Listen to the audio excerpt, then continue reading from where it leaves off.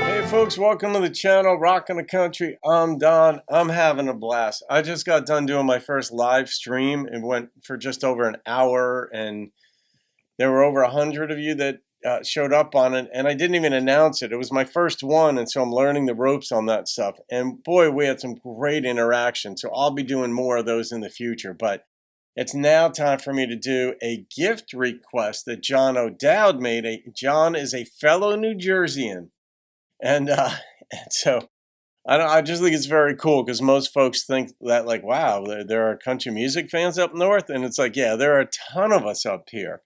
Many are into Nashville country, but that's just kind of countrywide. But the traditional country music fans and folks who just understand that side of country, like where, in my estimation, the real deal, the real meat and potatoes of life are represented in traditional country, that's what this is. So, John, thank you for this gift, my friend, and a request of an artist I've not reacted to, but I am intrigued. Carol Chase.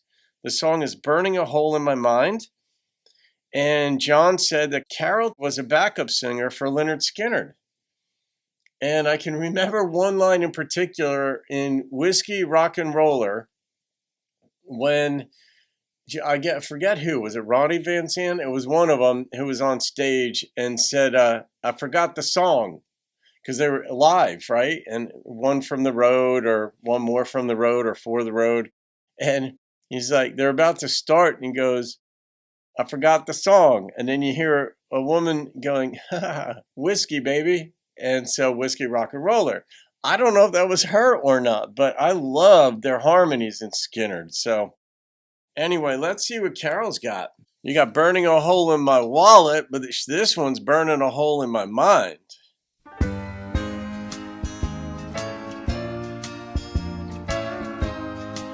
Nice beginning. Though it happened long ago, the hurt just won't let go, and it's burning a hole in my mind. I see hurt and I see you, and the things we used to do, and it's burning a hole in my mind. I said I'd forget, and I tried. Yeah.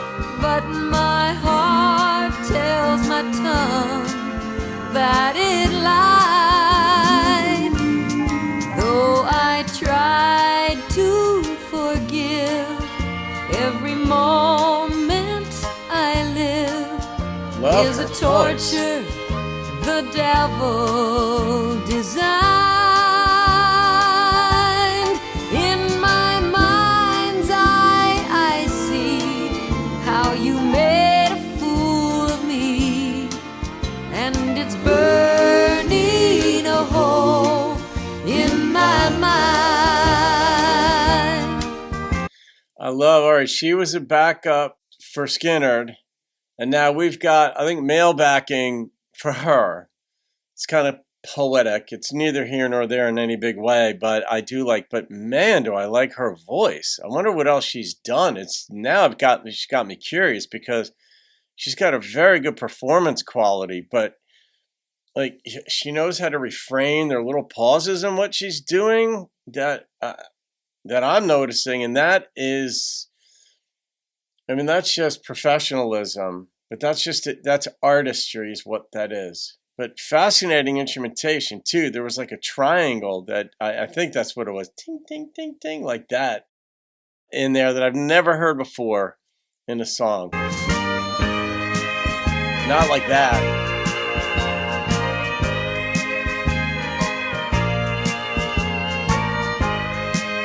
That bass.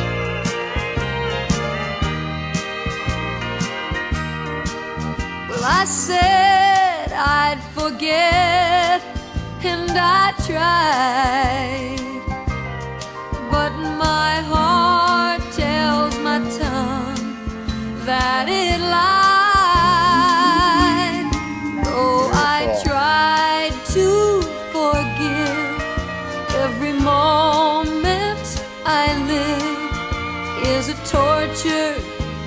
devil designed. In my mind's eye, I see how you made a fool of me, and it's burning a hole in my mind, and it's burning a hole in my mind.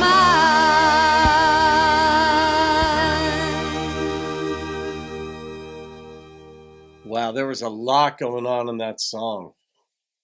Headphones do make a difference. All right, the production on this thing and the mixing on this thing were spectacular, like stellar. There was so much going on this instrumentally, and when like the triangle came in, the piano was infused just perfectly with the other instrumentation. And I mean, I want to say violin. I mean, I know there's fiddle, but it wasn't fiddle a la Charlie Daniels. It was more like orchestral, and to me that is properly referred to as a violin, even though generally speaking, they're the same instrument. Her voice, though, she had this raspiness with great control over it, though. So when she wanted to elongate, in my mind, like when she went long with it, it was effortless for her. But when she went deep, it was also effortless, but it sort of hit your ears, not just tonally, but it penetrated into your soul a bit. I really like the piano in this. It's not always easy to pull piano off in a country song. And usually they're poignant songs when they have piano prominently featured in a country or in any song, really. I'm like, well, Billy Joel gets up tempo and stuff, and that's just part of his thing. But in country, especially more traditional sounding country like this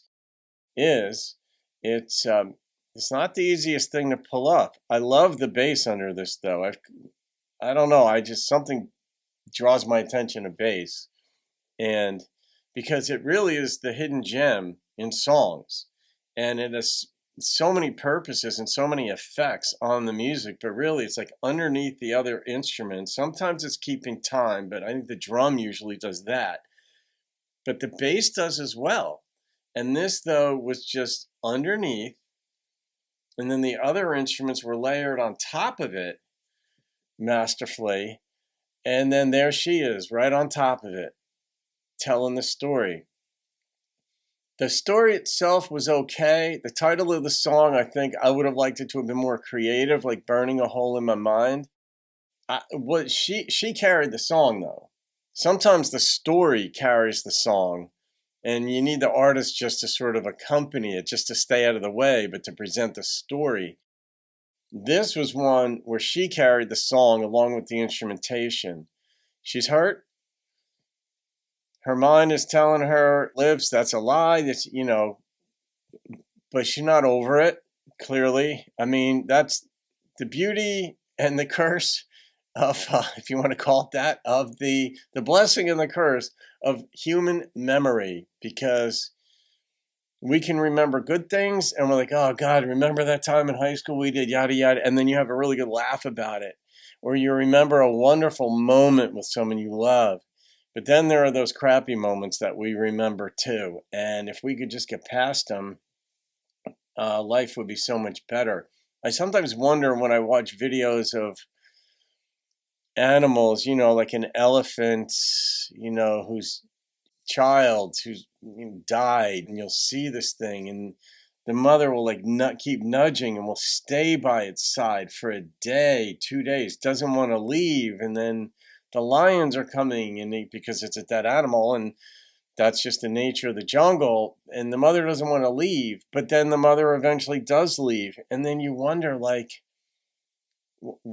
what is the difference between how an elephant relates to a lost child and we human beings? Does the elephant, we say elephants remember, but do they feel it the same way a year later the way a human does when a human loses a child, for instance? But her voice, though, John, really, really good find on this. I love doing this channel for this reason, because I love Skynyrd. I mean, they rock into country. That's double entendre. I went from rock into country. Also just rock into country. I love country. But I was a Southern and British and American rock fan growing up right on into adulthood, long into adulthood. Punk rock, I loved all of it. But Southern rock, the Allman Brothers, Skinner, to a lesser extent, Marshall Tucker, just loved them. And so the fact that you brought this out is good. So I don't know who produced this. I don't know who mixed it, but they had their work cut out for them and they did it really well. Yeah. I mean, the storyline, I would have, gosh, what would I have done with the title on that? I don't know. It'd take a little bit of time to think through. But I'm going to rate this song, and the number that popped into my head was a 9.0. Why wasn't it higher? Maybe because of the storyline, but her voice and the instrumentation were top shelf. So there it is, folks. It's going in the playlist of songs of 9 and above. John, thank you, my friend. That was a treat, and I look forward to checking out more of her stuff. Have a great day, folks. I'll see you on another video, and keep rocking the country.